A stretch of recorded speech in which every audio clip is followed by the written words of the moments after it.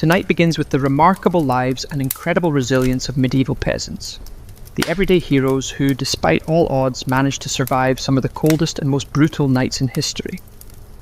From makeshift insulation tricks to communal sleeping strategies, their story is one of grit, ingenuity, and determination. Before getting comfortable, viewers are encouraged to like the video and subscribe, but only if they genuinely enjoy the content. They're also invited to share in the comments where they're tuning in from and what time it is, as it's always fascinating to see who's joining from around the world. Now it's time to dim the lights, maybe turn on a fan for that soft background hum, and ease into tonight's journey. When people think of medieval life, they might imagine jousting knights, grand feasts, and merry fairs. But for the average peasant, winter was less about merriment and more about, how do we not die tonight? It wasn't just a season. It was a test of endurance, one that returned each year like an especially cruel teacher who didn't believe in second chances. Picture this, living in a tiny mud and stick hut with walls so thin, a bird sneezing outside could probably be heard inside. There was no insulation, no windows, unless one counts a small hole stuffed with animal skin, and definitely no thermostat wars with siblings. The inside temperature was usually just a polite couple of degrees above whatever the weather was doing outside. If it was freezing outdoors, it was politely, slightly less freezing indoors. Congratulations. Nights were the worst. Darkness swallowed everything. The wind howled like an angry ghost, and the fire in the hearth sputtered pathetically, doing its best, but mostly just roasting the toes of whoever sat closest. Anyone on the other side of the room might as well have been camping outside, with worse snacks. Clothing didn't offer much help either. Peasants didn't own fancy fur coats or goose-down blankets. They had a couple of rough-spun wool tunics, maybe a cloak that smelled suspiciously of goat, and the hope that layering them would turn them into some kind of human onion. Spoiler, it didn't really work. And forget about snuggling under soft quilts. Beds were often nothing more than sacks stuffed with hay or straw, maybe with a few old rushes thrown in for good measure, and as a bonus, some fleas for extra company. Luxury, thy name was medieval peasant life. The cold wasn't just uncomfortable, it was dangerous. Frostbite, hypothermia, and general freezing to death were constant risks, especially for young children and the elderly. Every morning that someone woke up still breathing was considered a minor miracle, and honestly worth celebrating, maybe even with a slightly less frozen turnip for breakfast. So yes, surviving a medieval winter wasn't about comfort. It was about gritting one's teeth, piling on every piece of cloth owned, huddling with livestock, and praying not to wake up with icicles hanging off one's eyebrows. And the real adventure? It was just beginning. If someone thinks their apartment is drafty because the window doesn't close properly, medieval peasants would like a word. Their homes weren't just drafty, they were basically very. Most peasant houses could enthusiastically be described as wind tunnels with a roof. What historians politely call wattle and daub construction was, in translation, sticks crisscrossed like a giant basket smeared with a charming mixture of mud, straw, and animal dung. Yes, dung. They weren't trying to be gross. Dung was a cheap, sticky insulator, plus it was always readily available, shall we say. These walls, no matter how lovingly smeared, didn't stand much chance against a proper winter storm. The cold wind found every crack, every gap, and gleefully danced its way into the one-room homes, swirling around and making sure no one ever got too comfortable. Privacy? Absolutely not. Warmth? Not really. Character building? Definitely. And then there were the roofs. Thatched roofs looked picturesque, sure, but after a few months of rain and snow, they sagged, leaked, and occasionally let in the local wildlife. Nothing says pleasant evening like a squirrel dropping onto your dinner. Windows, if they existed at all, were laughably tiny and usually covered with thin animal hides or wooden shutters. Glass was so expensive that even the lord of the manor probably couldn't afford more than a single tiny pane. As for peasants, they were just happy if the wind didn't rip the cowhide right off the wall mid-blizzard. To make matters worse, floors were often just compacted dirt. When it rained or snowed heavily, mud seeped up through the ground. So technically it could be said that they had indoor water features. Not that anyone appreciated it. In winter, every step inside one's own home could feel like trudging across a frozen marsh. cold from below, cold from above, cold from inside.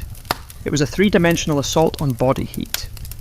But medieval peasants weren't the type to whine.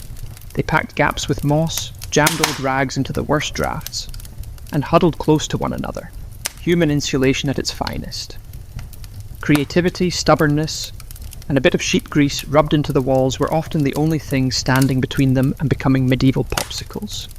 Because if a house was falling apart, and the best protection against the elements involved mud and goat hair, well, at least one could laugh about it, sort of, if their teeth weren't chattering too hard. As if the freezing air wasn't enough, medieval peasants also had to battle a silent enemy rising from below, the frozen ground itself. Floors weren't really floors, they were just slightly flatter patches of earth inside the home. Maybe, if lucky, someone had thrown down some straw or old rushes to give the illusion of comfort. But make no mistake, they were sleeping just one itchy layer away from cold, hard dirt. And that cold was relentless. It seeped up from the earth like an evil little ghost, worming its way through the straw, into the bones, and straight into the soul. If anything was dropped onto the floor during a winter night, congratulations, it was now part of the permafrost. Medieval peasants tried to fight this grim battle in a few ways. One method was layering thick mats of straw across the floor. If affordable, or more realistically, if they could steal enough from a neighbour's field without getting caught, they might have had a decent insulating barrier. But straw flattened fast, got mouldy even faster, and added an extra crunchy soundtrack to already miserable nights. Some homes layered dried rushes instead. Every so often fresh rushes were thrown on top, without removing the old ones.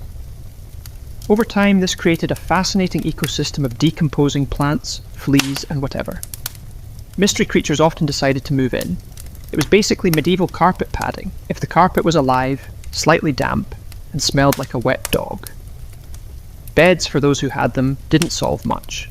They were usually little more than wooden frames packed with, yes, more straw or hay. Instead of cosy mattresses, there were poking, shifting, crunchy layers that did little to fight the cold radiating from below. Tossing and turning wasn't about comfort. It was a desperate, awkward dance to keep blood flowing and avoid freezing one side of the body. The truth is, medieval peasants didn't conquer the icy ground so much as they learned to live uncomfortably above it. A good night's sleep wasn't about dreams or softness. It was about waking up with all toes still attached. And if that happened, they were doing better than most. If medieval homes had a single hero during winter, it wasn't the roof, or the walls, or even the brave layers of dirt and dung insulation. It was the hearth, a crackling, stubborn fire pit that served as the only real defence against the cold, the darkness, and the general gloom of medieval life. At the centre of nearly every peasant home was a simple fire, no fireplace with a fancy stone mantel, no neat chimney sweeping the smoke skyward. Instead, there was a basic pit, or pile of stones, some half-burned logs, and enough smoke pouring into the room to make one wonder if they were slowly turning into smoked meat. That's right, most homes didn't even have chimneys. Smoke just kind of did its best. It drifted out through small holes in the roof, cracks in the walls, or right into the lungs if it was feeling lazy that evening. It wasn't ideal for breathing or for overall lifespan, but on the bright side, it did a great job fumigating fleas and other unwanted guests. Who needed pest control when everyone was marinating in smoke 24/7? The hearth wasn't just about warmth either. It was the kitchen, the light source, and sometimes even the medieval version of a television. People sat around the fire telling stories, gossiping, or just staring into the flames, because frankly, there wasn't much else to do after sunset. Keeping the fire alive wasn't just a good idea, it was mandatory. Letting the fire die out at night was like putting up a sign for the cold to come in and finish the job. Plus, reigniting a fire in winter wasn't as simple as striking a match. It required flint, steel, kindling, and more prayers than most peasants had ever offered. Everyone in the family had a duty, stoking the flames, watching the embers, adding peat sticks, or if lucky, a precious piece of dry wood. It was a constant battle between human persistence and the smothering cold that wanted nothing more than to snuff it out. The hearth didn't guarantee survival, but without it, survival was downright impossible. It was a smoky, sputtering, often disappointing little fire. But in a medieval winter, it was the beating heart of hope. If there was one thing medieval peasants feared more than running out of ale, it was letting the fire go out overnight. Without that warm, flickering lifeline, the cold would creep in faster than a tax collector after harvest. And in the dead of winter, restarting a fire from scratch wasn't just inconvenient, it could be deadly. Matches didn't exist. Lighters? Dream on. Rekindling a fire meant striking flint and steel together, praying for a single precious spark, and then nurturing that spark with tender care. And whatever dry kindling hadn't already been burned days ago.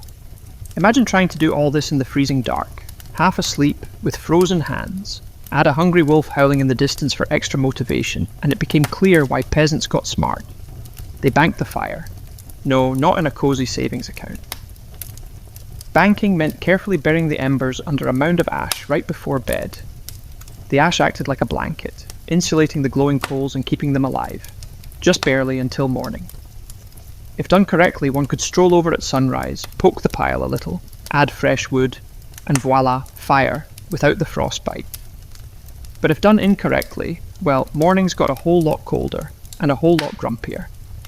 Fire banking was an art passed down from parent to child like a prized family recipe.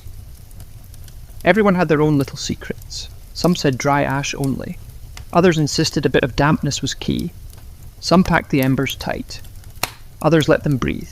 You could practically start a medieval argument just by suggesting a better fire banking method. It was the ancient version of debating barbecue techniques, just with slightly higher survival stakes. Sometimes even banking the fire wasn't enough. A howling wind might sneak through a crack and snuff it out anyway. Or a clumsy sheep might stumble into the hearth. Yes, it happened. That's why some families took turns getting up in the night to check the coals, basically the medieval equivalent of sleepwalking to the thermostat.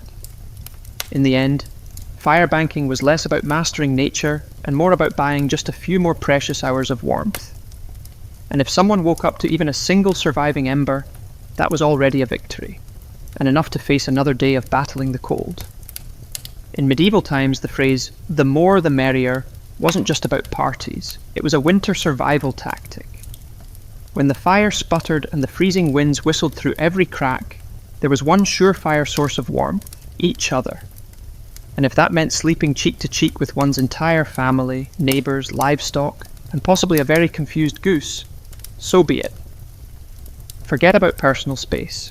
Privacy wasn't even a concept. On the coldest nights, the goal wasn't comfort. It was simply don't wake up frozen to the floor. Entire households piled into the warmest corner of the house, wrapped in whatever scraps of cloth they could find, forming what could best be described as a desperate, snoring human lasagna. Younger kids squeezed in between parents, grandparents snuggled under the outer layers. And if Cousin Ethel showed up unexpectedly, well, there was always room for one more. If lucky, someone slept in the middle, where body heat radiated from all sides. If unlucky, they were on the edge, the medieval equivalent of sleeping beside the door of a meat locker. And woe to the person who moved too much during the night. One wrong shift and suddenly Aunt Mored was knocked into the freezing draft by the wall. Congratulations, you are now the family villain. Sometimes even the bedding was shared, a communal straw mattress that slowly flattened under the nightly weight of multiple generations. And because hygiene wasn't exactly winning any awards back then, let's just say, it wasn't the most fragrant sleeping arrangement. But hey, when it's you versus frostbite, pickiness goes out the window. Body heat wasn't just nice, it was strategic. Some medieval guides even recommended deliberately arranging the strongest, warmest people on the outside, like human shields against the cold. Babies and frail elders were tucked deep in the centre, treated like the precious little heat generators they were. This wasn't just about survival though. Over time it became part of daily life, part of family bonding. Long winter nights huddled together often led to storytelling, singing, and undoubtedly some very interesting conversations, muffled under a shared wool blanket. So the next time a sibling steals the blanket, or a dog hogs the bed, it's worth remembering. At least no one is fighting for elbow space between a snoring uncle and a particularly judgmental goat. If modern roommates seem like a challenge, medieval peasants would like to introduce their winter housemates. Cows, goats, pigs, chickens, basically anything with a pulse and a little bit of body heat. Bringing animals indoors wasn't just a quirky village tradition. It was vital for survival. Livestock generated warmth, and in a poorly insulated hovel where the wind howled louder than a hungry stomach, every degree counted. Plus, if a goat shared a wall with the family, it was slightly less likely to be stolen by a neighbour in the dead of night. 2 birds, 1 stinky stone. At night, the house became a chaotic living furnace. Chickens nested in corners. Pigs snorted near the hearth. Cows lounged luxuriously against the walls, chewing cud like they paid rent. It wasn't glamorous. Far from it. If being stuck in a car on a summer road trip with someone who forgot to shower sounds bad, imagine that, but it's a cow, it's winter, and there's literally nowhere else to go. The smells, legendary. By springtime, the perfume of a shared winter was something fierce. No need to light a candle, nostrils were already on a wild ride. But medieval peasants developed a selective nose. They didn't complain much because they understood one uncomfortable truth. The more animals inside, the fewer frozen toes in the morning. Certain animals even had prime spots. Cows, being the biggest and warmest, usually took centre stage near the family. Goats were allowed closer in for their warmth, and because, well, goats being goats would find a way inside anyway. Chickens roosted in rafters or baskets. Pigs didn't care. They plopped down wherever they pleased, probably right in the middle of the floor. Of course, sharing a bedroom with livestock wasn't without hazards. Imagine drifting off peacefully, only to be rudely awakened by a chicken deciding someone's hair makes a good perch, or stepping barefoot into something suspicious first thing in the morning. Yes, medieval mornings came with surprises. Still, despite the noise, the smells, and the occasional hoof to the ribs, peasants understood the simple math. Cold kills and cows cuddle, whether they want to or not. In the battle against winter's icy fingers, a warm, slightly slobbery cow breath could be the deciding factor between life and death. In medieval winters, fashion wasn't about looking good, it was about not dying. Peasants weren't flipping through the latest trends. They were layering up like they were preparing for battle against the Grim Reaper himself. The rule was simple: if it was owned, it was worn, sometimes all at once. First, the basic undertunic, a scratchy, probably not so clean linen shirt. Over that, a thicker woolen tunic. Then another, if available, add leggings that sagged at the knees, a rough cloak draped over the shoulders, and if truly lucky, a patched up sheepskin thrown on top like a prize trophy. Congratulations. Now approximately 10% warmer and 90% itchier. Boots were a luxury. Many peasants wrapped their feet in cloth or old rags and stuffed them into wooden clogs. If the cold still bit through, another rag was added, and a hope that no toe would be lost. Forget about washing all those layers. Washing clothes in the middle of winter meant dragging them to a frozen stream, smashing through the ice, and then waiting 2 days for the only shirt to dry, if it didn't just freeze into a tragic shirt cycle.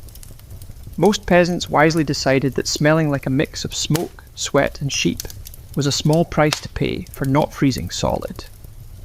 Interestingly, the dirt and grease build-up had a bonus feature: insulation. That grimy layer locked in body heat. It was like a medieval Gore-Tex jacket, just smellier and far less socially acceptable today. Hats, scarves, and gloves were prized treasures. A simple woolen cap could mean the difference between making it through the night or waking up with hair frozen to the wall. Gloves were often homemade from whatever scraps of leather or fabric could be scavenged, sometimes looking more like sad puppet costumes than anything remotely fashionable. Children were especially swaddled until they resembled overstuffed turnips, waddling awkwardly around the house. The goal was to trap as much precious body heat as possible. Style? Elegance? Never heard of them. Warmth was the real medieval flex. So the next time someone complains about layering up for a chilly day, just remember, medieval peasants walked around wearing half their wardrobe at once, looking like lumpy laundry bags, and counting themselves lucky for it. In the medieval peasant playbook, dirt wasn't just something to be scrubbed off. It was practically a survival tool. As it turns out, getting grimy wasn't a sign of giving up on life. It was tactical, strategic, dare it be said, genius. See, winter posed a very specific problem. Heat loss, clean clothes, especially freshly laundered linen, were surprisingly terrible at keeping people warm. They were breathable, sure, but when the air temperature hovered somewhere between hypothermia and instant regret, breathable wasn't exactly a selling point. That's where dirt came in. As peasants trudged through day after day without washing their clothing, layers of grime, natural body oils, and good old-fashioned mud began to build up on their tunics, cloaks, and leggings. Over time, this natural armour clogged the tiny gaps in the fabric, making clothes more wind-resistant. It was like medieval weatherproofing, just smellier. Sure, someone might smell like a goat who lost a bet, but guess what? They were warm. In fact, some medieval folks believed that washing too often in winter could actually make a person sick. Better to keep that protective, holy filth barrier intact. Bathing was rare, laundry rarer still. Soap, when it existed, was reserved for serious occasions, like when the bishop showed up, or maybe right before someone died. Adding to the strategy, peasants layered their clothes without changing the ones underneath. A new layer just got thrown on top of last month's. Eventually they became walking museums of the past 6 weeks, every stain telling the heroic story of that one time I slipped in the mud but didn't die. To outside observers, medieval peasants might have looked and smelled like they had completely given up on hygiene, but they knew better. That grimy, crusty tunic was a thermal shield against death by frostbite. It wasn't glamorous, but neither was freezing to death because someone wanted to smell like flowers.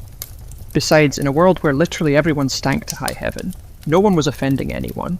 Nose blindness was practically a way of life. So yes, in medieval winters, filth wasn't failure. It was fashion. It was survival. Function mattered. And if someone had a thick, greasy outer layer by February, they were winning at life. If anyone thought medieval peasants spent their winters tucked into plush feather beds with embroidered quilts, they'd be mistaken. The reality was a bit more rustic, and by rustic that meant let's sleep on a pile of dead plants and hope for the best. Beds in the medieval peasant world were usually a rough wooden frame, if one could afford one, covered with a big sack stuffed full of straw, hay, or old rushes. That's it. No memory foam, no orthopedic support, no 5-star hotel experience. Just a crunchy, lumpy, slightly pokey mess that smelled faintly of barnyard and regret. Every toss and turn during the night brought a delightful soundtrack of crinkling straw, and the occasional sharp jab from a rogue stalk. Some peasants skipped the wooden frame altogether and just threw the straw straight onto the dirt floor, creating a luxurious, groundal sleeping experience that modern influencers might rebrand as earth-connected slumber. The straw mattresses weren't just uncomfortable, they were temporary. Over time, the straw flattened, grew mouldy, attracted bugs, and generally turned into a biological hazard zone. Changing the straw was a big event, usually done a few times a year if diligent, or whenever the bed started actively moving without permission. Rushes were a popular alternative.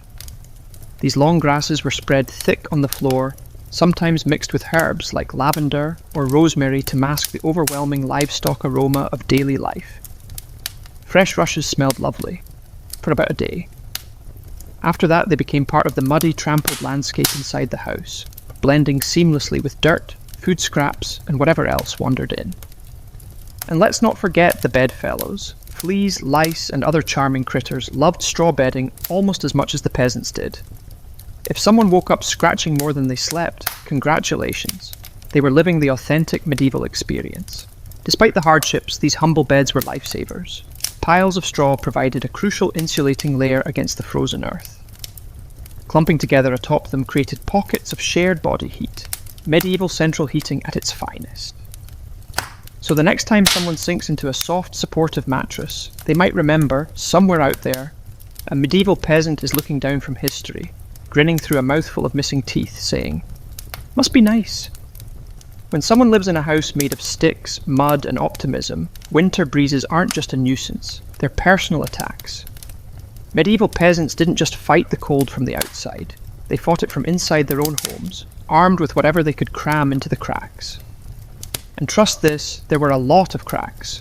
Walls warped, mud crumbled, thatch sagged.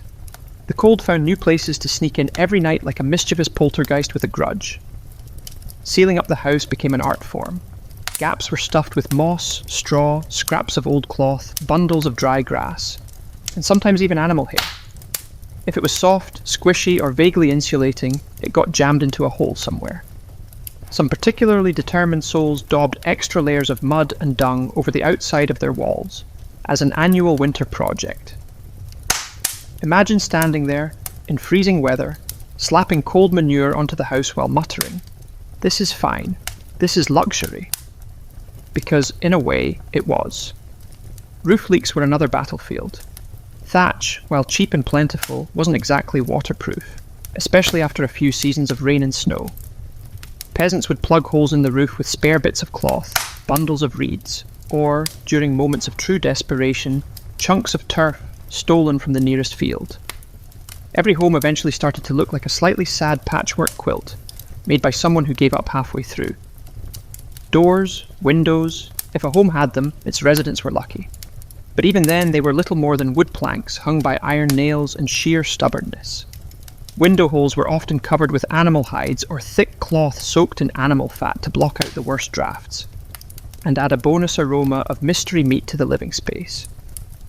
Every night was a battle between human ingenuity and the relentless sneaky cold. One minute someone was warm, the next a sudden gust would find the one spot left unsealed, slapping them awake like a frosty hand of doom. Yet somehow, through cleverness, stubbornness, and a refusal to accept slightly frozen as a permanent state of being, medieval peasants patched, stuffed, and muddled their way through the worst winters nature could throw at them, one muddy handful at a time. When the cold bit hard enough to keep everyone awake at night, medieval peasants had a solution. Don't even try to pretend everyone was sleeping at once. Instead, they developed a survival strategy that any modern military commander might admire: sleeping in shifts. It wasn't some grand organised system with whistles and roll calls. It was far simpler and much more desperate. Half the household stayed awake, tending to the fire and patching up stray drafts, while the other half curled up under threadbare blankets and hay, trying to catch a few precious hours of half-frozen sleep. The fire needed constant attention. Left alone, it would die down. And restarting it, remember, was about as easy as getting a stubborn donkey to dance. So someone had to be on ember patrol. And since no one wanted to get up once they were finally warmish, families rotated shifts. You dozed for a few hours, got elbowed awake, then stumbled over to the hearth to poke, prod, and curse the fire back to life, while trying not to step on a goat. The rotation wasn't glamorous. There were no night vision goggles, no late night snacks, and certainly no 5 more minutes snooze buttons. Just stiff joints, heavy eyelids, and a growing resentment toward whoever snored loudest during your shift. Children old enough to hold a stick were pressed into service, learning early that in winter, everyone pulled their weight or froze trying. Grandparents sometimes stayed by the fire longer, both because of their experience and frankly because arthritis made lying down and getting up again a monumental event. And when it was finally someone's turn to sleep, good luck. People moved about. Animals rustled, wind battered the walls, and occasionally a sharp nudge came from a sibling who accidentally rolled over too hard. Getting quality rest was a miracle, yet, despite the exhaustion, the system worked. Sleeping in shifts meant there was always a set of eyes and cold, begrudging hands ready to keep the hearth alive. The embers survived, and by extension, so did the family. So the next time someone grumbles about waking up to adjust the thermostat or let the cat out, they might spare a thought for the medieval peasant, squinting into a smoking fire at 3 hunk AM, wondering if toes were really that important after all. You know it's cold when someone has to think about how they breathe, just to stay alive. Medieval peasants didn't just battle the freezing air with cloaks, fires, and creative sleeping. They even adjusted the way they inhaled and exhaled to survive the night. The problem was simple. Deep, open-mouthed breathing pulled icy air straight into the lungs. In a world where pneumonia could kill faster than someone could say Hail Mary, that was a risk nobody wanted to take. So peasants learned the art of what might be called survival breathing. Instead of sucking in huge gulps of air like they'd just run a marathon, they kept their breathing shallow, slow, and, most importantly, through the nose. The idea was to gently warm the incoming air a bit before it hit the lungs. It wasn't perfect, but it was better than coughing oneself into the grave by February. If someone accidentally took a big mouthful of cold air, congratulations. They had just bought themselves a ticket to a week of hacking up what felt like their soul. With no doctor in sight, Grandma was the solution, armed with hot onion tea and firm prayers. Some even tucked parts of their cloaks, shawls, or rags up over their faces while sleeping, creating a makeshift breath-warmer barrier. Of course, this meant waking up with a damp, slightly soggy fabric patch clinging to their mouth. but hey, it beat freezing from the inside out. Children were taught these tricks early on. Parents scolded little ones for panting like dogs indoors during cold months. And honestly, between strict breathing lessons, itchy wool layers, and sleeping next to an aggressively gassy goat, medieval childhood winters were character building on a whole different level. At night, tucked into straw bedding under piles of cloaks, and next to a gently steaming cow, breathing became an art form.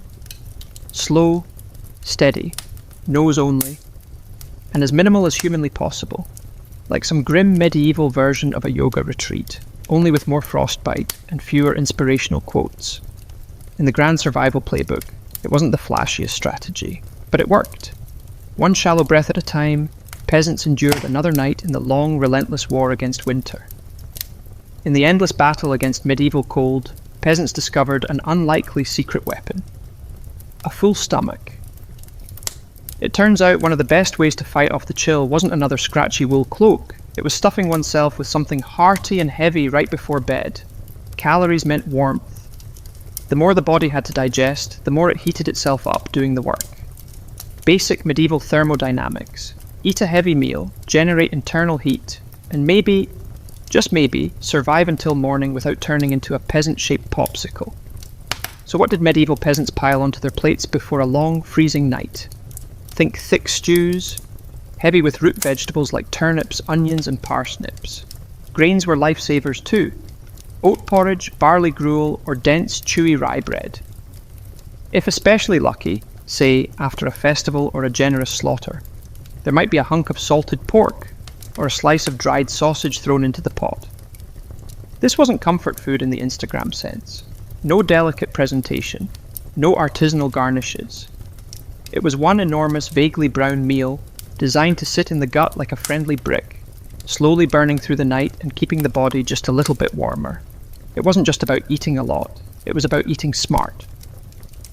Foods that took longer to digest provided a slow, steady trickle of warmth. Fatty foods were particularly praised, not just for the energy they provided, but because fat burns slower than lean meat. A belly full of stew, bread, and a questionable amount of lard was peak medieval winter luxury. Parents made sure even the pickiest children ate heartily. Nobody cared if little Thomas didn't like turnips. You ate the turnips, or you shivered through the night thinking about how much you missed the turnips. Harsh, but effective. Parenting, medieval style.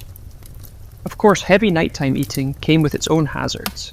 Someone might be warmer, but they were also risking a night of vivid, bizarre dreams, fueled by a stomach trying desperately to process an entire field's worth of cabbages. Was it worth it? Absolutely. Because in the end, peasants weren't aiming for a Michelin star meal. They were aiming to survive. And if that meant going to bed full, bloated, and breathing gently through the nose next to a steaming cow, well, that was just another night in the ongoing quest to see another frosty sunrise. Long before electric blankets and fancy heated mattress pads, medieval peasants had to get creative if they wanted a little extra warmth at bedtime. And that's how the humble haybox and the ever-glamorous heated stone became winter's unsung heroes. Let's start with the haybox. It sounds rustic, and it absolutely was, but the idea was pure genius. Peasants would take a sturdy wooden box, line it thickly with hay, and use it to store food that had been cooked earlier, keeping it warm for hours. Leftover stew, hot porridge. Toss it into the hay box, cover it up, and it stayed hot enough for a late-night snack without needing to risk reigniting the fire. Medieval slow cookers, basically. But peasants didn't just stop at food. They realised if hay could trap the heat from a stew pot, it could also trap the heat from something even better: rocks. Enter the era of the heated stone. Before heading to bed, someone, probably whichever unlucky child lost the family argument, would grab a flat stone and chuck it into the heart of the hearth fire. After roasting it until it was nearly too hot to touch, a fine line between helpful and third-degree burn, they'd fish it out using a stick or old tongs. The stone, still radiating blissful warmth, would be carefully wrapped in rags, tucked into an old piece of cloth, or jammed into a clay pot. Then it was slipped under the hay in the mattress, or down at the foot of the bed, a medieval heating pad, ready to do battle against the frozen earth. Of course, there were risks. If the stone wasn't wrapped properly, congratulations, now there was a small localised house fire, and if it got dropped on someone's foot, well, winter injuries weren't always caused by slipping on ice. But when everything went right, that stone provided precious, comforting warmth that could last for hours. It wasn't luxurious. But when someone lived in a half-frozen hut, luxury was defined as not waking up with icicles dangling from the nose. In the grand arsenal of medieval winter survival, a hot rock tucked into some hay might not sound glamorous. But for peasants clinging to whatever heat they could find, it was a tiny miracle. In a medieval peasant's home, the hearth wasn't just where dinner was cooked. It was practically a family member. A temperamental, smoky, sometimes uncooperative family member, sure, but still absolutely essential to survival, especially when it came time to sleep. The closer someone was to the fire, the better their odds of waking up unfrozen. That meant sleeping arrangements were less about personal preference and more about strategic positioning. Infants, the elderly, and anyone sick or frail got first dibs on prime real estate. Parents, older kids and sturdier adults fanned out from there like human insulation layers. Being assigned a spot close to the fire wasn't just kindness, it was basic survival math. Babies were fragile heat generators, and elders were precious repositories of family knowledge, and, let's be honest, the best gossip. Protecting them with prime warmth was non-negotiable. But it wasn't all cosy toasting by the flames. Too close, and there was a risk of waking up with singed hair or a cloak smouldering suspiciously. Too far, and it was basically camping in an icebox. It was a delicate dance. Stay near enough to bask in the fire's glow, but not so near that someone had to explain to a neighbour why they now looked like a half-cooked roast. The fire didn't spread warmth evenly. It mostly roasted the people directly in front of it, while everyone else fought over the narrow cone of heat like cold lizards jostling for a sunbeam.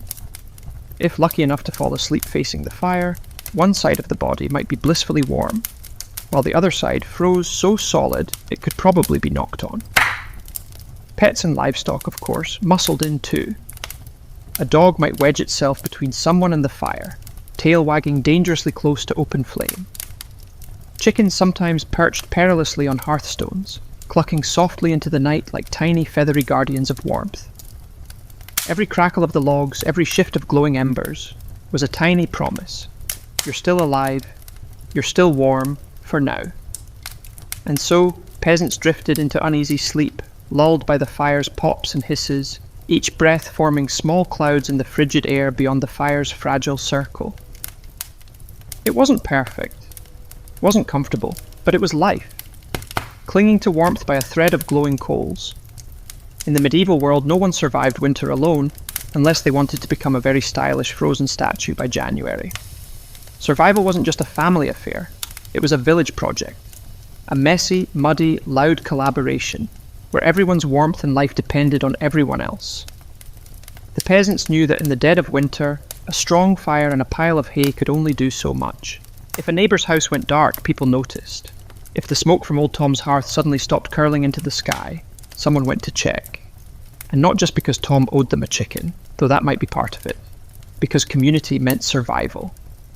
Villages had unofficial winter watchers, often the young or the elderly, who couldn't work the fields but could keep an eye on who was coughing too hard, who hadn't come to barter at the market in a few days, or whose home looked a little too still in the morning frost. These people were the medieval version of neighbourhood patrol, minus the reflective vests, plus a lot more sheep. If a family's fire went out, it was a near emergency. A good neighbour would rush over with a glowing coal bundled in rags, or better yet, invite them into their own smoky, overcrowded hut for the night. Yes, it meant squeezing an extra 4 bodies into an already cramped space. But it was better than finding frozen friends come spring thaw. Communal food stores played a role too. During especially brutal winters, villages sometimes pooled their last salted meat, grain, and dried vegetables. It was grim charity. No one had much, but a few communal meals could be the difference between staggering into spring or not. Even children understood the stakes. They helped deliver wood, shared embers, and ran urgent messages when someone needed help. No one was too small or too tired when winter came knocking. Sure, medieval villages weren't all sunshine and hugs. Feuds, disputes happened, over land, goats, or who borrowed whose good cooking pot. These never truly went away. But when the nights grew deadly cold, old grudges were often quietly shelved. After all, a rival was still worth saving, because tomorrow it might be you needing rescue. In the icy heart of winter, the village became one big stubborn family, sometimes dysfunctional, often hilarious, always fiercely determined to survive together. One muddy boot, one crackling ember, one frozen smile at a time. When medieval peasants faced the merciless cold of winter, they didn't just pile on cloaks or stoke the fire, they prayed. A lot. Because when the wind howled like wolves outside those paper-thin walls, and the fire shrank into sullen embers, people wanted every possible advantage, including a little divine intervention. Faith wasn't just a Sunday affair back then. It was woven into every frozen breath. Before crawling under layers of straw and scratchy wool, families would kneel together, offering up hurried prayers to keep the fire burning, the roof intact, and their toes attached by morning. Saints became more than distant holy figures. They were winter's frontline defence. Saint Blaise, for instance, was called upon to protect against throat ailments, not a minor concern when one mouthful of icy air could leave you coughing up your soul. Saint Nicholas wasn't just the jolly gift-giver of later legend. He was also asked to protect households from sudden ruin during the lean, deadly months. Superstitions wrapped themselves snugly around daily survival. Some families sprinkled a little holy water near the hearth before sleeping, hoping it would protect against evil spirits, or at the very least mischievous drafts. Others marked doorways with blessed chalk after certain feast days, pleading for warmth and luck to find their way inside. Candles played a role too. Special vigil candles, often blessed by the local priest or the most pious old woman in the village, were sometimes kept burning through the night, a flickering plea against the cold darkness clawing at the walls. And of course, no serious winter prayer session was complete without a few promises.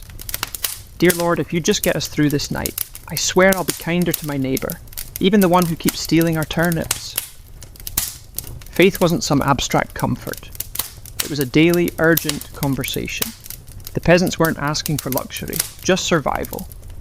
A little heat, a little food. And one more day to muddle through until spring broke winter's frozen grip on their tiny villages. It was simple, raw hope, whispered into smoky rafters, tangled in breathless prayers, and tucked under itchy blankets that somehow carried them through the endless, merciless nights of winter. For all the ingenuity, prayers, and stubbornness medieval peasants threw at winter, the truth was chilling.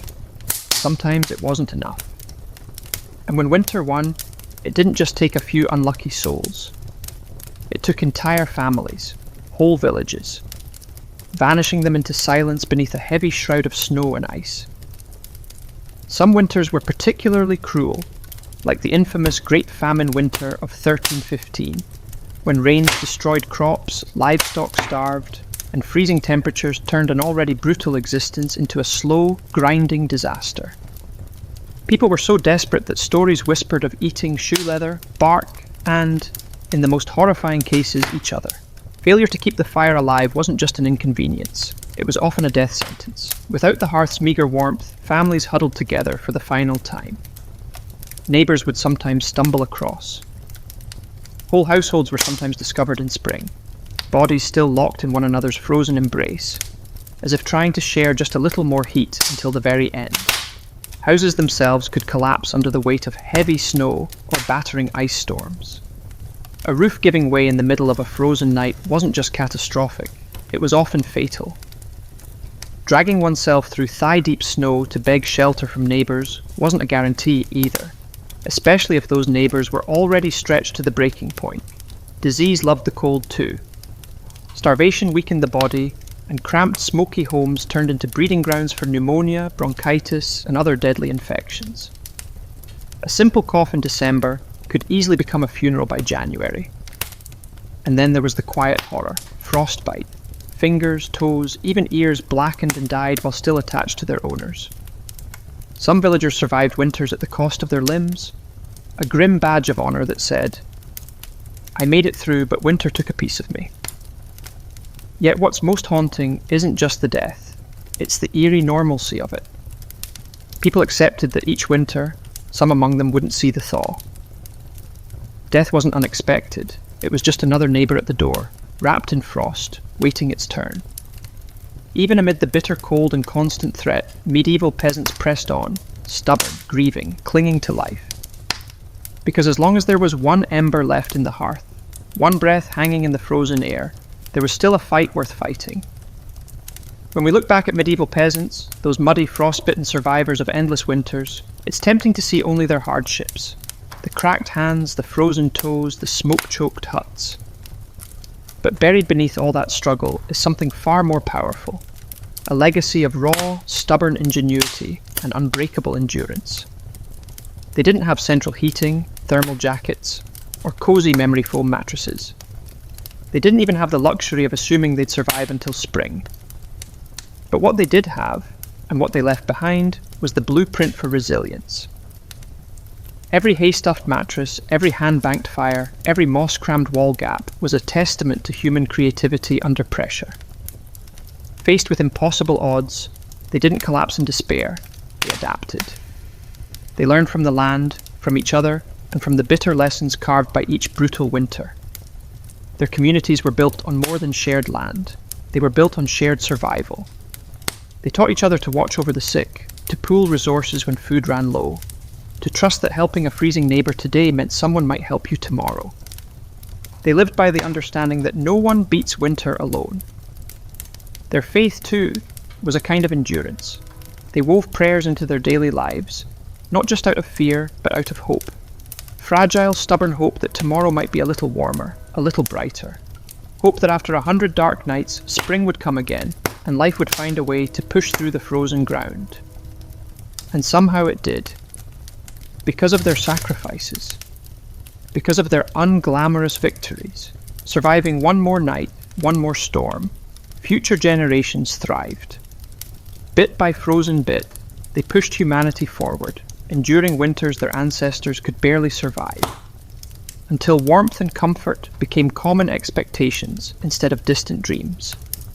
Their blood, sweat, and ingenuity are stitched invisibly into the lives we live now.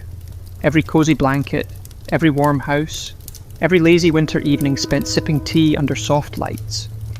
All of it is the end result of countless medieval peasants refusing to give in to the cold.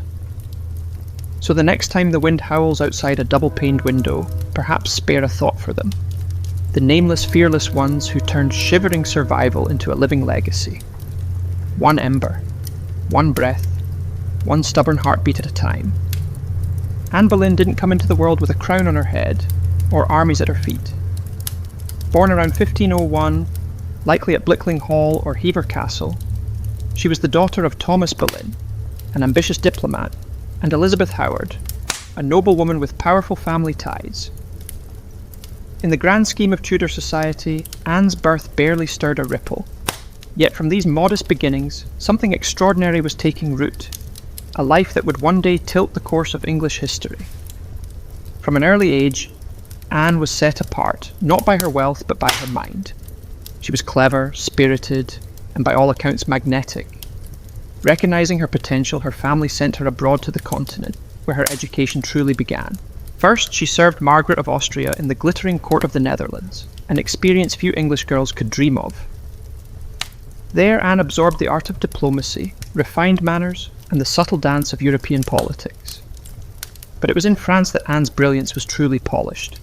She spent years in the sophisticated courts of Queen Claude and Queen Marguerite of Navarre, learning the language of influence, elegance, flirtation, and wit. While other young women perfected their embroidery, Anne mastered conversation, intrigue, and the art of commanding attention without ever seeming to seek it. By the time she returned to England in the early 1520s, Anne was something rare, a woman who could rival the sophistication of continental courtiers, while carrying the ambition of a rising English house. She wasn't a classic beauty, even her admirers admitted as much. But she was arresting. Dark eyes that sparked with intelligence, a quick musical voice, a way of moving that suggested purpose, just barely concealed beneath layers of courtly grace. Anne didn't just enter rooms, she changed their gravity. At a time when a woman's fate was often sealed by birth and marriage, Anne refused to drift quietly into obscurity. She had seen the power that charm and intellect could wield in foreign courts, and she intended to use that knowledge at home. Anne Boleyn was still a young woman then, clever, ambitious, untested. But history was already beginning to stir around her. The girl who returned to England was no longer just Thomas Boleyn's daughter. She was a player in a larger game, one that would soon engulf the crown itself. When Anne Boleyn returned to the English court, she was unlike anyone the nobility had ever seen. In a world full of pale-faced, modest English roses, Anne was a thunderstorm, electric, unpredictable, impossible to ignore. Her dark hair, bold eyes, and quick, sharp wit set her apart from the gentle, obedient ladies who filled the court of King Henry VIII. At first she played the role expected of her, a maid of honour to Queen Catherine of Aragon. But even in the Queen's shadow, Anne's presence flickered like a candle too bright to snuff out. She danced gracefully, spoke French with the ease of a native, and laughed with a confidence few women dared to display. Men noticed, women gossiped. The court buzzed quietly about the striking Boleyn girl. It wasn't long before she caught the most dangerous attention of all, the king himself. Henry VIII was no stranger to flirtation. His court was a playground of whispered promises and secret liaisons. But Anne was different. She didn't swoon at his compliments or fall eagerly into his arms like so many others had. She teased, she challenged, she refused. Henry, a man used to instant adoration, was captivated. The more Anne held him at arm's length, the deeper he fell. Letters passed between them, filled with declarations of love, frustration, and longing. Henry offered her the role of royal mistress, the most powerful unofficial position at court. Anne, astonishingly, said no. She would not be just another conquest, a forgotten mistress lost to time. If Henry wanted her, he would have to make her his wife. It was a gamble so audacious that it stunned the court. After all, the king was already married. His Queen Catherine was beloved by the people and fiercely protected by her nephew, the Holy Roman Emperor. The church itself would have to be defied for Henry to claim Anne. But Anne didn't flinch. She had lived in the courts of Europe, where queens wielded soft power from behind lace fans and painted smiles. She knew ambition was a dangerous game, but it was a game she intended to win.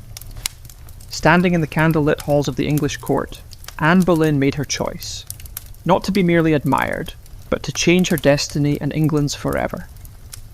What began as an intense flirtation between King Henry VIII and Anne Boleyn soon spiraled into a national crisis. Henry wasn't merely besotted, he was obsessed. And in his obsession, he was willing to tear apart everything England had known for centuries. The king's desire to marry Anne hit a small snag, namely he was already married to Queen Catherine of Aragon. Catherine, dignified and resilient, refused to quietly step aside. She had been Henry's faithful wife for 2 decades. And in the eyes of God and the English people, she was the rightful queen. Divorce wasn't just scandalous, it was almost unthinkable. But Henry was determined.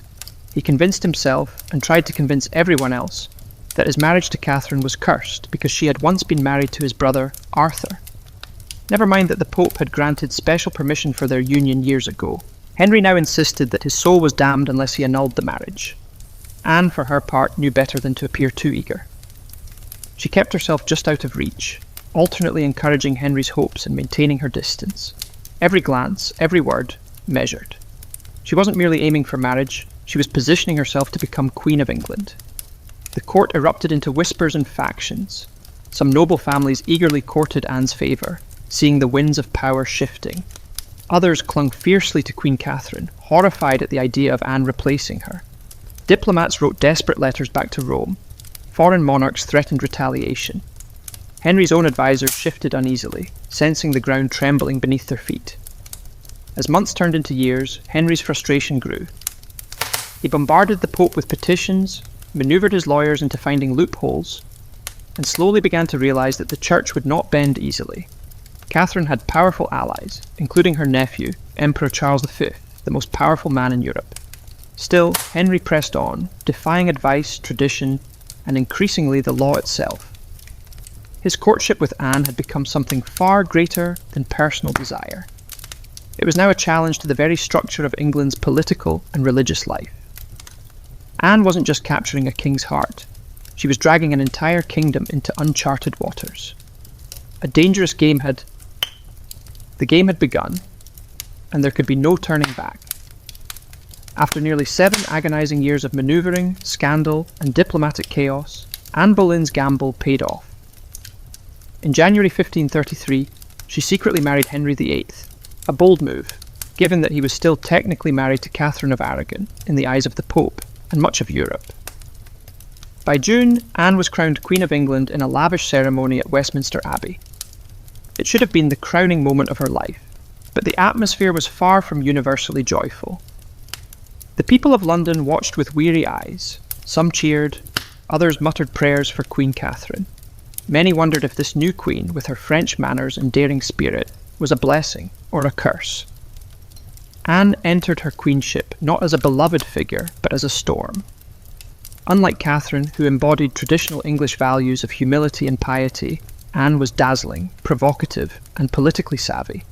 She wore bold colours, commanded the court with sharp intelligence, and made powerful enemies with breathtaking speed. Her position, while seemingly secure, was also terrifyingly precarious. Everything rested on one thing: providing Henry with a male heir. Anne knew this as keenly as anyone. She was not merely Henry's lover anymore. She was the hope of a dynasty.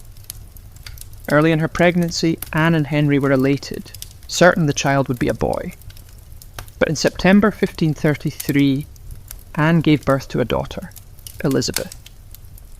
To Anne's credit, she masked her crushing disappointment with grace, insisting the next child would surely be a son. Henry, however, was less composed. His eyes, once full of adoration, now flickered with doubt. Still, for a time, Anne's star burned brightly. She reshaped the English court in her image, elevating her family to unprecedented heights and becoming the first queen in English history crowned with the sacred oil usually reserved for kings. Her influence was vast. Foreign ambassadors sought her favour. Courtiers reshuffled alliances to be in her good graces. The once obedient Henry began moving England officially away from Rome, creating the Church of England with himself at its head. Also that Anne's crown could not be questioned. Yet even in her triumph, dark clouds gathered. Friends whispered behind their hands, rivals circled, waiting. And Henry, fickle and restless, was already beginning to look beyond the brilliant woman who had rewritten the kingdom for him. Anne had won the throne, but keeping it would demand more than charm, ambition, or even love. Anne Boleyn had climbed higher than almost any woman of her time, but the higher the rise, the harder the fall. Almost from the moment she placed the crown on her head, the cracks in her world began to show. At the heart of Anne's struggles was the pressure to produce a male heir. Her first child, Elizabeth, though bright and healthy, was not the son Henry VIII had hung his dynastic hopes upon. And the clock was ticking. Anne suffered multiple pregnancies in quick succession, but heartbreak followed, miscarriages that left her physically weakened and emotionally battered. Each lost child chipped away at the foundation she had built. Henry, once passionately devoted, began to pull away, his disappointment carving rifts between them. Anne, never one to suffer in silence, argued, demanded, fought to keep her place.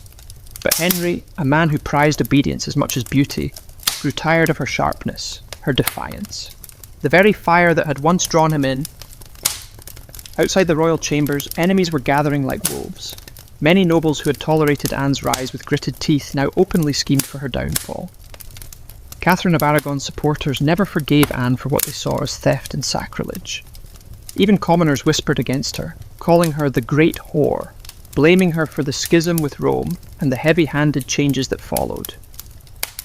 And then came Jane Seymour. Quiet. Demure. Everything Anne was not. Jane captured Henry's wandering attention just as Anne's influence began to wane. Where Anne had dazzled him with brilliance and challenge, Jane offered soothing compliance.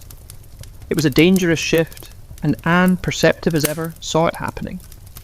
She tried to reclaim her position, lavishing attention on Henry, promising more sons, begging for patience. But the king, ever fickle, had already begun imagining life without the woman for whom he had once torn a kingdom apart. Anne's political enemies, including Thomas Cromwell, once her ally, sensed the changing tide. They began laying the groundwork for a campaign of destruction, quietly gathering accusations, rumours and witnesses. The woman who had played the dangerous game of ambition so masterfully was now losing ground. Anne had won her crown through cunning and courage. But in the brutal, shifting world of Henry's court, past victories meant little. Only fresh success mattered. And Anne's enemies were sharpening their knives. The queen who had shattered a kingdom would soon see how quickly a kingdom could shatter her. Anne Boleyn's enemies didn't attack her with armies or swords. They came with whispers, secrets, and carefully sharpened lies. In the back rooms of court, betrayal was brewing, silent, patient, deadly. Thomas Cromwell, once Anne's greatest ally in the English Reformation, had turned against her. Their alliance had been built on mutual ambition. But now their interests clashed. Anne wanted reforms to help the poor and limit the power of greedy nobles. Cromwell wanted stability, favour with Henry, and no interference. Anne's boldness had made her dangerous. And in Henry's fickle heart, love had curdled into irritation, suspicion, and cold detachment. Anne had few true friends left. Even her charm, once her greatest weapon, now grated against the court's hunger for a gentler, more pliable queen. And Jane Seymour, quiet and calculating, waited just out of sight, the perfect contrast to Anne's fading fire. It was Cromwell who moved first. Knowing Henry was restless, knowing the king wanted an exit but lacked a convenient excuse, Cromwell offered a solution. What if Anne could be removed not by divorce, which would humiliate Henry, but by disgrace?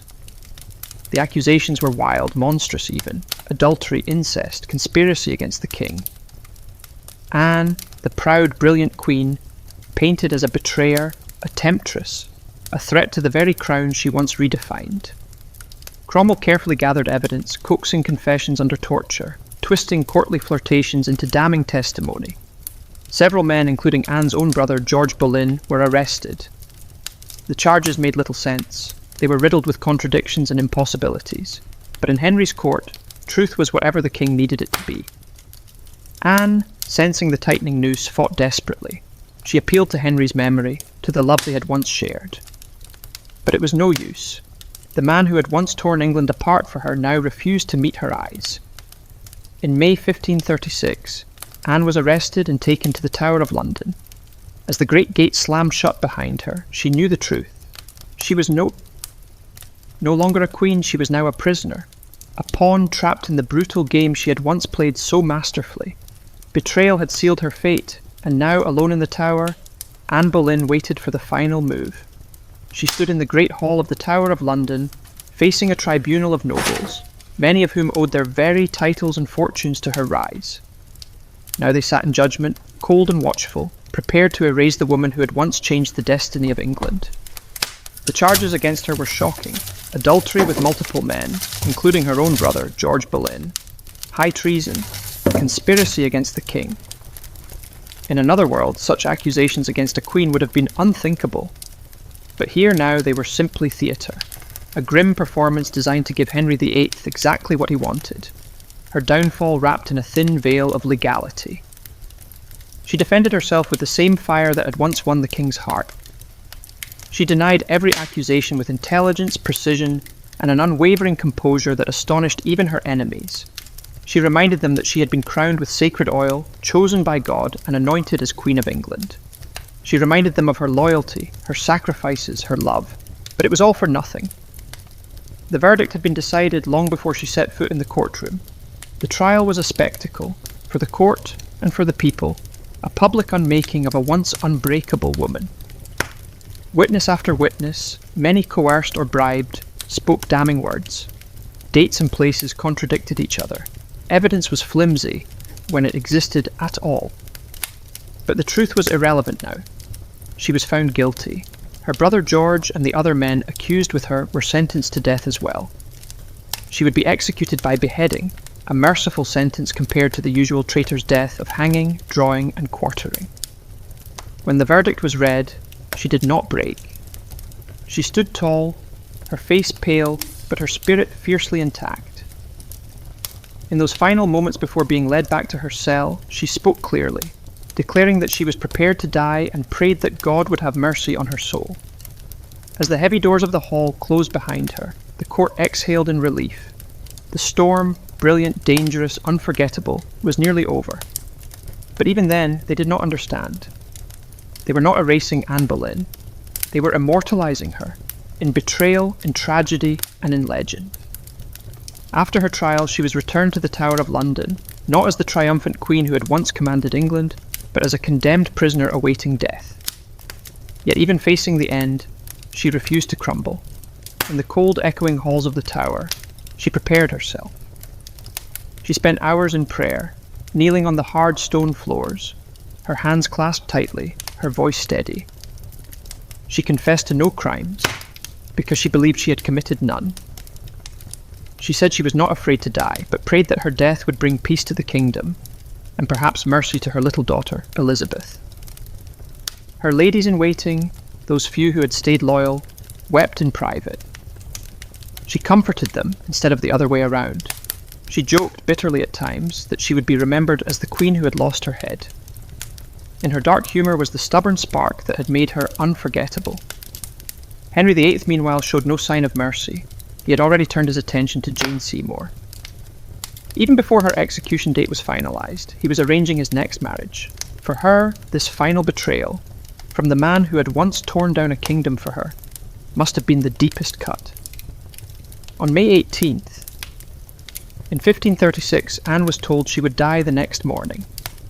She slept little that night. Instead, she spent her final hours in prayer, asking God for forgiveness, for all who had wronged her, and perhaps for herself, for the ambition and pride that had led her here. Henry, with a flicker of royal kindness, had arranged for a French swordsman to carry out the execution. Faster, cleaner, less brutal than an axe. It was a small mercy, bought perhaps more for the king's conscience than for Anne's comfort. At dawn, Anne dressed carefully for her final moment. A dark grey gown of damask trimmed with fur, a crimson kirtle beneath, colours of dignity, of sacrifice. She pinned up her dark hair and tucked it beneath a simple cap, ready to face the blade with grace. As the Tower's cold morning mist curled around the courtyard stones, Anne Boleyn, queen, mother, survivor, fighter, stepped forward. There would be no tears, no pleas, only a final act of courage in the face of history's judgment. Her end was near, but her story was just beginning. On the morning of May 19th, 1536, Anne Boleyn ascended the scaffold built within the Tower of London's walls. A small crowd gathered, courtiers, guards, a few witnesses, all wrapped in silence as if even the stone walls held their breath. Anne stood tall, her grey gown fluttering slightly in the cold morning breeze. She looked thinner than she had at court, her face pale but calm.